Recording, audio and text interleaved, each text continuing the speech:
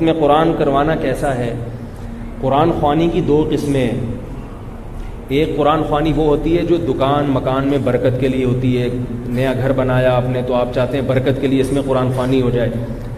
یہ ثواب کے لیے نہیں ہوتی بلکہ کس کے لیے ہوتی ہے؟ برکت کے لیے. تو برکت کے لیے جو کام کیا جاتا ہے نا اس کو رقیہ کہتے ہیں. رقیہ جیسے کسی بیمار کے لیے آپ کوئی چیز وظیفہ پڑھ کے پھونکتے ہیں اس پہ یا ویسے ہی پڑھتے ہیں. تو رقیہ جو ہے نا یہ عبادت نہیں ہے، یہ دوا ہے. اور دوا کے لیے قرآن و سنت سے ثبوت ہونا ضروری نہیں ہے.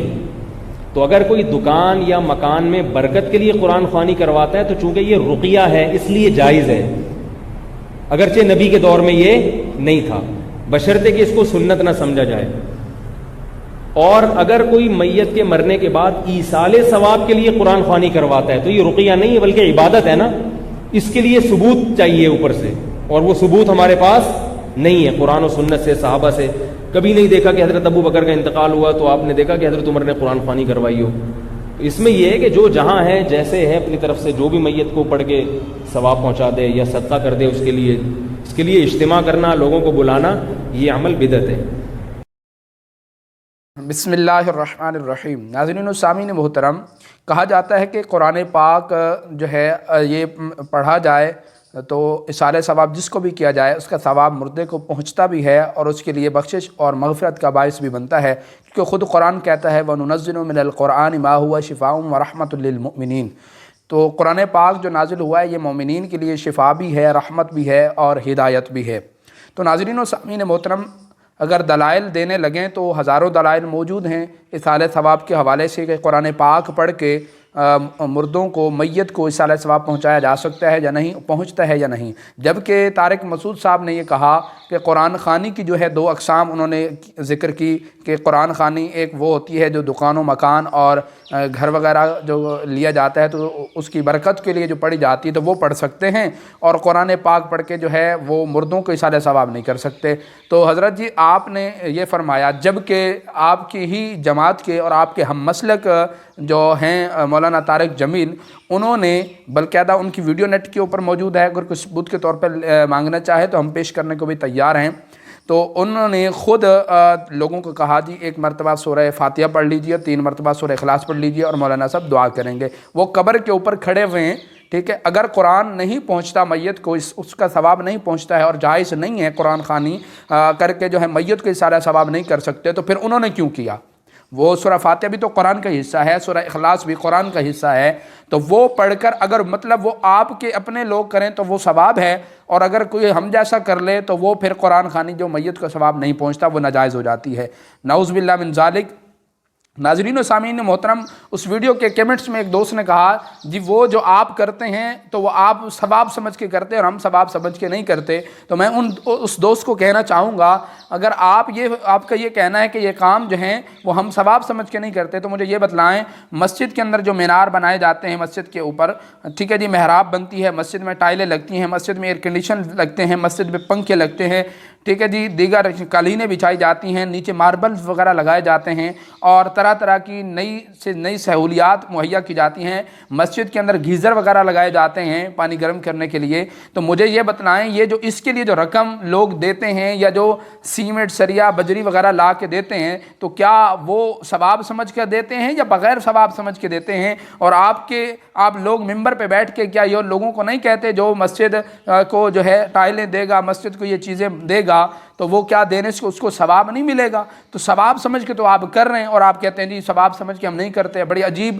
منطق اور عجیب بات ہے آپ کی. ہاں جی، اسی طرح اگر ہم بزرگوں کی منقبت پڑھیں تو وہ فتوے لگتے ہیں ہمارے اوپر کہ منقبت جو ہے جائز نہیں ہے، بزرگوں کے بارے میں منقبت نہیں پڑھی جا سکتی. جبکہ مولانا طارق جمیل کی موجودگی میں جو ہے شعراء نے اس کی منقبت پڑھی ہے اور اس کے حوالے سے اشعار پڑھے تو اس پر کوئی نہیں بولا اور نہ کسی نے چون چراں کیا ہے. اسی طرح رائیونڈ کے اندر جو کروڑوں اور اربوں روپے اور لاکھوں روپے کے جو اخراجات کر کے اجتماع کیا جاتا ہے، یہ کون سی سنت سے ثابت ہے اور کون سے صحابہ کے دور میں ہوا؟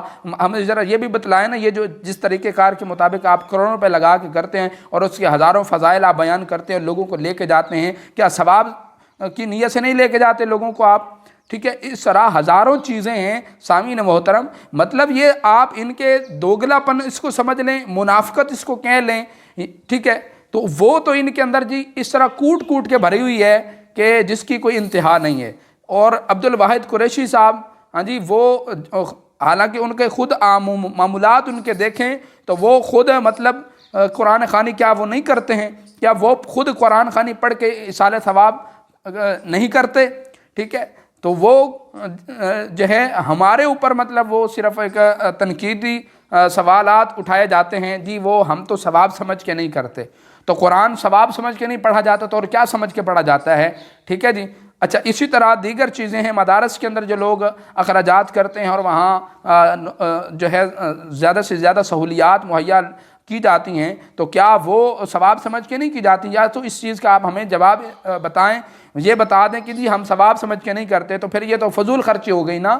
جب آپ ثواب ہی سمجھ کے نہیں کرتے تو اس حوالے سے آپ اپنا موقف ظاہر کریں۔ جس بھائی نے یہ کمنٹس کیا ہے کہ جی وہ ہم ثواب سمجھ کے نہیں کرتے ہیں، تو ناظرین السامعین محترم، طارق مسعود صاحب کا جو کہنا ہے کہ جی قرآن خوانی برکت کے لیے تو جائز ہے لیکن ایصال ثواب کے لیے جائز نہیں ہے، حالانکہ یہ کئی صدیوں سے اور بلکہ رسول اللہ کے زمانے سے یہ معمول چلتا آ رہا ہے کہ قرآن پاک پڑھ کے میت کو ایصال ثواب پہنچایا جاتا رہا ہے اور اب بھی پہنچایا جاتا ہے۔ اور جس کو آپ فاتحہ بھی کہتے ہیں، ظاہر جو بھی تعزیت کے لیے آج کے دور کے اندر جو بھی فاتحہ کے لیے آپ جاتے ہیں، وہ کسی بھی مسلک کا ہو، تو وہ جو دعا سے پہلے ہر کوئی سورہ فاتحہ اور سورہ اخلاص پڑھ کر اس کے بعد ہی دعا کی جاتی ہے، اور وہ ثواب بارگاہ ربوبیت میں بھی پیش کیا جاتا ہے اور میت کو بھی اس کا ثواب جو ہے ایصال کیا جاتا ہے۔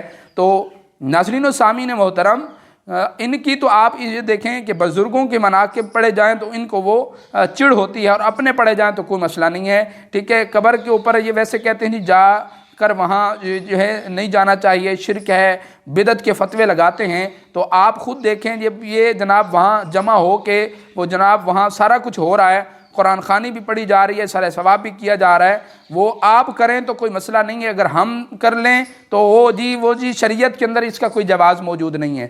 ٹھیک ہے جی، وہ جی فلاں صحابی نے نہیں کیا ہے، تو مجھے یہ بتلائیں اگر اس طرح اس روش پہ اگر آپ چلیں گے تو پھر حضرت جی ہزاروں چیزیں ایسی موجود ہیں۔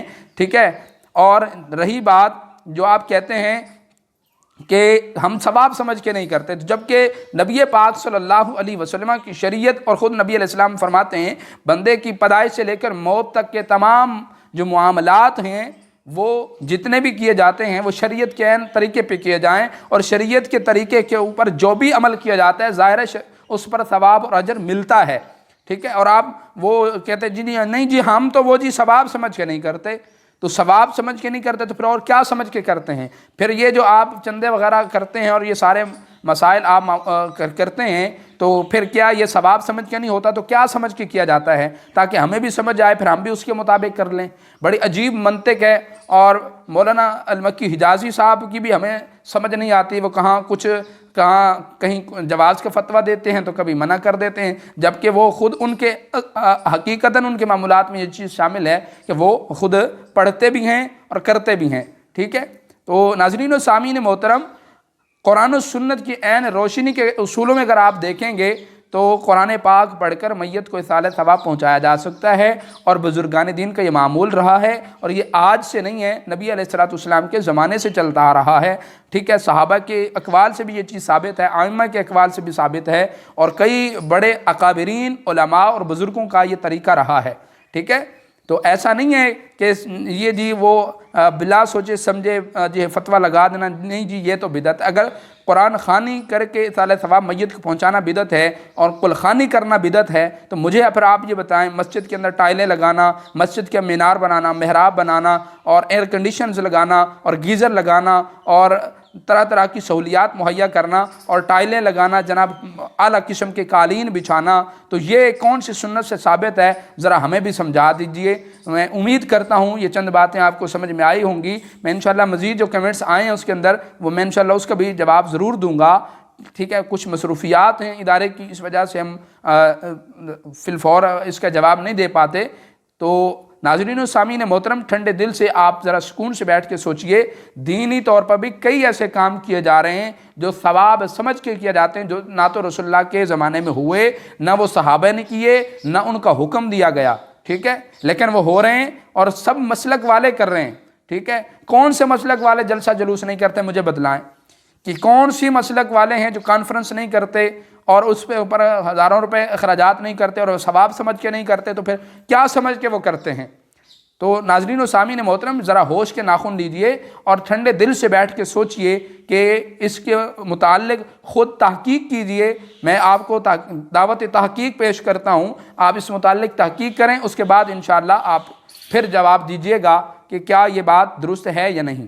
امید ہے یہ چند باتیں آپ کو پسند آئی ہوں گی۔ السلام علیکم ورحمۃ اللہ وبرکاتہ۔